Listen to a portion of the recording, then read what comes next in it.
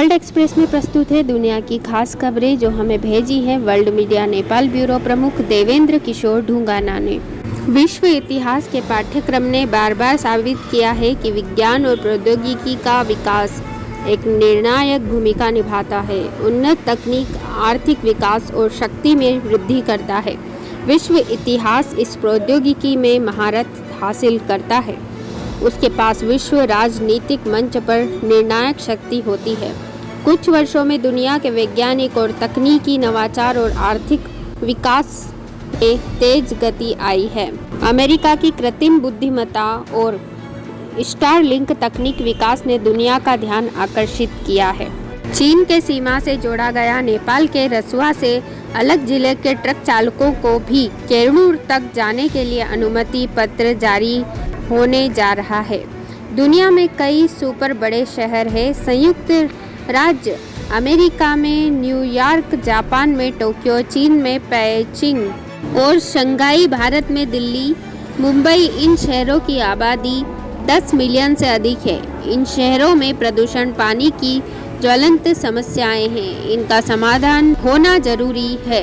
Championship की महिलाओं के लॉन्ग जंप इवेंट में कांस्य पदक जीतने वाली भारत की अंजू बॉबी जॉर्ज का कहना है कि हाल ही में विश्व एथलेटिक्स चैंपियनशिप में नीरज चोपड़ा का स्वर्ण पदक जीतना भारतीय एथलेटिक्स के लिए ऐतिहासिक पल था।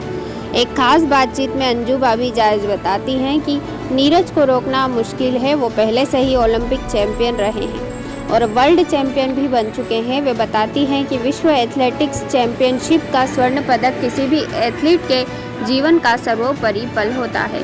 अंजू बताती हैं कि नीरज का स्वर्ण पदक जीतना भारत के लिए और भारतीय प्रशंसकों के लिए एक सपने के सच होने जैसा है।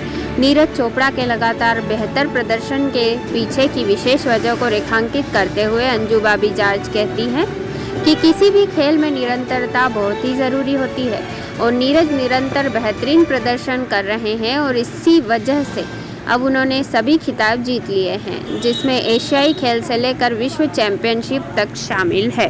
भारत में शिक्षकों का सम्मान करने और शिक्षा को महत्व देने की एक अच्छी परंपरा है। शिक्षकों का समाज में व्यापक सम्मान होता है और उन्हें उच्च सम्मान प्राप्त होता है। भारत में हर 5 सितंबर को शिक्षक दिवस होता है। यह दिन भारत के पूर्व राष्ट्रपति सर्वपल्ली राधाकृष्णन का जन्मदिन है। राधाकृष्णन एक प्रसिद्ध भारतीय शिक्षक, दार्शनिक और राजनीतिज्ञ थे। वह भारतीय दर्शन और पश्चिमी दर्शन से परिचित हैं और 1962 से 1967 तक उन्होंने भारत के दूसरे राष्ट्रपति के रूप में कार्य किया। उन्होंने भारत के विभिन्न विश्वविद्यालयों में अध्यापन कार्य किया। वे यूके ऑक्सफोर्ड विश्वविद्यालय के स्पाउल्डिंग कॉलेज और अमेरिका के शिकागो विश्वविद्यालय में विजिटिंग लेक्चरर और प्रोफेसर रहे थे और पूर्वी धर्म और नैतिकता आदि विषय पढ़ाते रहे।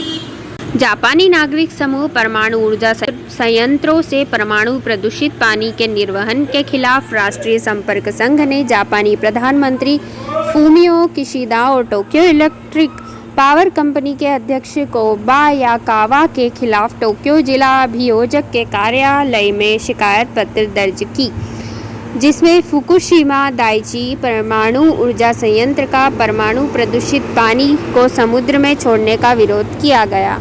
इस नागरिक समूह ने बताया कि उपचारित परमाणु दूषित पानी में अभी भी रेडियोधर्मी पदार्थ मौजूद है, जिन्हें हटाया नहीं जा सकता। देश द्वारा समुद्र में परमाणु प्रदूषित पानी की निकासी वाली कार्रवाई अत्यंत गंभीर है। लोग कहते हैं कि चीन की आम लिंक भाषा है मंदारिन, लेकिन लोग आमतौर पर नहीं जानते कि मंदारिन यह शब्द भारत से आता था। ईसा 15 से 16वीं शताब्दी में जब यूरोप के पुर्तगाली उपनिवेशवादी मलक्का द्वीप पहुँचे, तब वहाँ तैनात चीनी मिंग राजवंश के दूतों को प्रतिष्ठित अधिकारी मानने के कारण मंत्री कहा जाता है। हम जानते हैं कि मंत्री यह शब्द संस्कृत भाषा से हिंद चीन क्षेत्र गया था और इस शब्द को पुर्तगाली भाषा में मंदारिम यानी मंदारिम के नाम से लिखा जाता था। दूसरी यूरोपीय भाषा में इस शब्द का समान उच्चारण होता है। प्राचीन काल के लोग भी एक दूसरे से जुड़े हुए हैं। उदाहरण के लिए प्राचीन सिल्क रोड पर चीन से पश्चिम एशिया, यूरोप और अफ्रीका के व्यापारिक यात्री संवाद करते रहे थे, इसलिए उन्हें एक या अधिक संवादात्मक भाषाओं का उपयोग करना पड़ता था। नहीं तो प्राचीन काल में विभिन्न स्थानों के लोग संवाद नहीं कर सकते थे। एक दूसरे के साथ व्यापार करना तो दूर की बात थी, चीन और भारत जैसे बड़े देशों में आम भाषा भी होनी चाहिए।